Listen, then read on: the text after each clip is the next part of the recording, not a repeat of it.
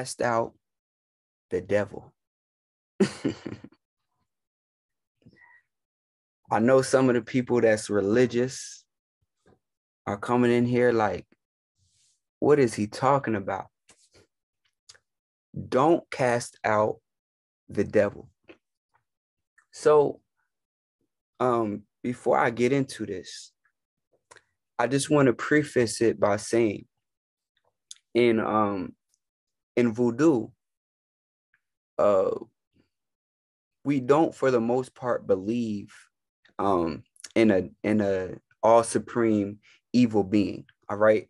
So unless the person is like also a Christian, the people in voodoo don't believe in a devil per se, from a religious sense. All right. So when I'm speaking on a devil, I'm not speaking on the devil in a religious sense.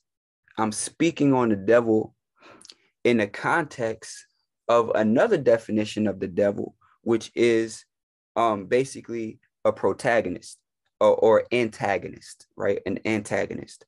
So before I get into that, I just want to read one of the Webster definitions of devil. And this is the way that a lot of people are really using the word devil. All right. So a devil, something very trying or provoking. Okay. Another one is the difficult, deceptive, or problematic part of something. All right. So these are key definitions. So once again, something very trying or provoking. Don't cast out the devil. Okay. Oh. Now let's get into the devil when it's used as a verb. So one of the definitions of that is to tease or annoy. Okay. To tease or annoy. So it's very important to understand definitions when we're speaking on these various topics. Because if we don't pay attention to the definitions, religious institutions and dogma will twist it into being something other than it is. All right. So what do I mean when I say don't cast out the devil? Well, if you are to study life, when you go through things that are very trying or provoking, this is what stimulates growth. This is what stimulates progress. This is what stimulates you to tap into the true strength of who you are and what you came here to do. Okay, and this is the role of the antagonist. People often confuse these because they don't take time to look deeper into the results because the process is ugly. So because the process is ugly, they don't like to take that as a positive, even though the result of it was positive. So if you watch any superhero movie, what you will notice is the hero finds his strength and his true power when he runs into the antagonist or the devil, something very trying or provoking, to tease or annoy. When he runs into this, that's when he realizes his true strength. I like to utilize and often this devil has traits of the hero, right? So this speaks to the shadow nature of the devil. This speaks to the aspect of the devil that represents the shadow self. Don't cast out the devil. So once the hero runs into this devil, which actually can mimic him, let's look at X-Men, Wolverine. His main antagonist was Sabretooth, right? And they would battle it out because they had similar powers. Sabretooth was the darker aspect, per se, the shadow aspect of Wolverine. Sabretooth was the shadow aspect of Wolverine. We see this again with Batman and the Joker. Okay, the Joker can symbolize a shadow aspect of Batman. We see this again with Spider-Man and Venom. Spider-Man and Venom. Venom is literally a black Spider-Man, right? So when you see Spider-Man with the red and the blue, Venom is black and white. Okay, and Venom has very similar powers to Spider-Man, which is why it was his arch nemesis. So when we run into this devil, we are running into the shadow aspect of ourselves, and it is a mirror. Okay, and our job is to learn how to work with that aspect in order to tap into our true power. Because when we fight it, notice in these movies, the way that the hero often defeats the devil is in a way that's not brute force. It's in a way that involves some type of evolution of the self, some type of ascending of the consciousness. And that is how the hero is able to overcome the devil.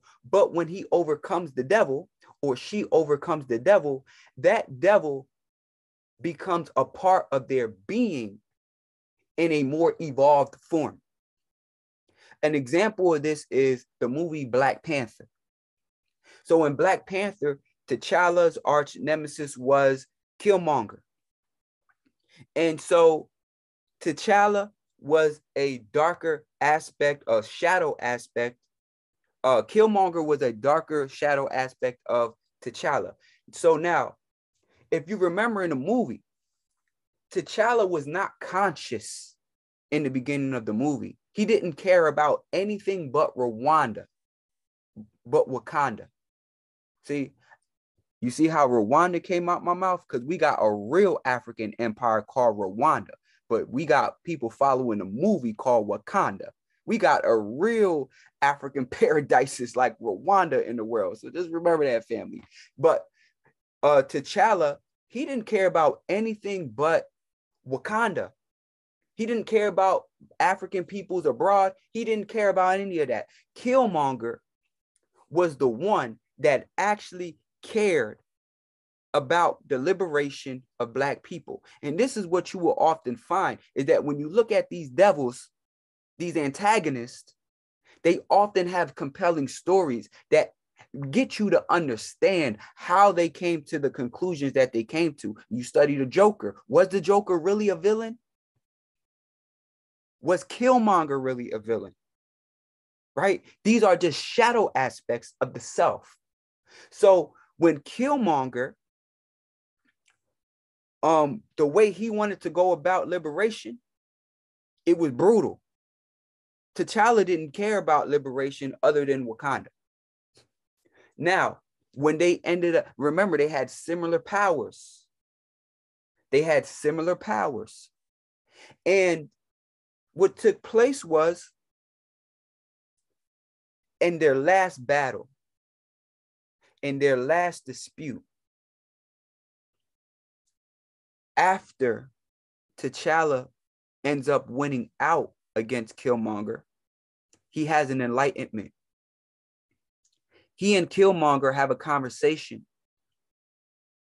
And within that conversation, T'Challa realizes not only his true strength, but his purpose. And after that battle, T'Challa goes back and starts to build institutions within the Black community. He goes and he builds an institution in LA, right? And he goes to basically try to bring world peace and to try to bring liberation to Black people abroad, not just Wakanda. It took for him to run into the devil and then have an understanding of the devil before he was able to reach this higher consciousness and reach a higher purpose and realize his true power. Because if he would have never ran into the antagonist, if he would have never ran into the devil, he would have never have changed. It takes for you to be tried and provoked to invoke a change. It takes for you to be teased and annoyed to create discomfort, and then discomfort creates change and problem solving. Ashe? So understand when I tell you, family, do not repress the devil within. Do not fight the devil within. Don't cast it out. Understand it. Learn how to look into that devil and realize where is the shadow aspect coming from within that devil? Where is the trauma coming from in that devil? And how can I bring healing to that and understanding to it? How can that now work for me? If we study singers like Mary J. Blige, the pain that she sings with that brings her millions of dollars and has brought her great success is her working with her devil. Her working with the trying, provoking times within herself to create album sales, to create a legacy, to become the queen of soul today. This is what it means to work with the devil within. Because all of our devils are different. All of us have different points of trauma. All of us have different points of pain. All of us have different points of a shadow. And we must learn how to work in unison with that shadow in order to evolve, in order to grow, in order to reach our higher selves, and in order to know how to utilize our lower self, in order for us to become the yin and the yang.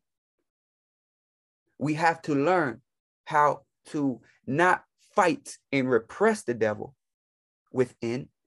We have to learn how to work with that devil within and utilize the raw strength that comes with it. Utilize the raw abilities that will come and tapping into these new powers. And once you do that, you will realize just how truly powerful you are, just how enduring that you are. That devil will become a secret weapon. This is how you turn your weakness into a strength. This is how you turn pain into power. Okay? So this is alchemy at its finest. What I'm telling you, family, is real live alchemy. Don't get caught into religious dogma. Don't get caught into restrictions and things like that. Understand what it truly means to fight the devil. Because it's not actually fighting the devil. It's understanding the devil.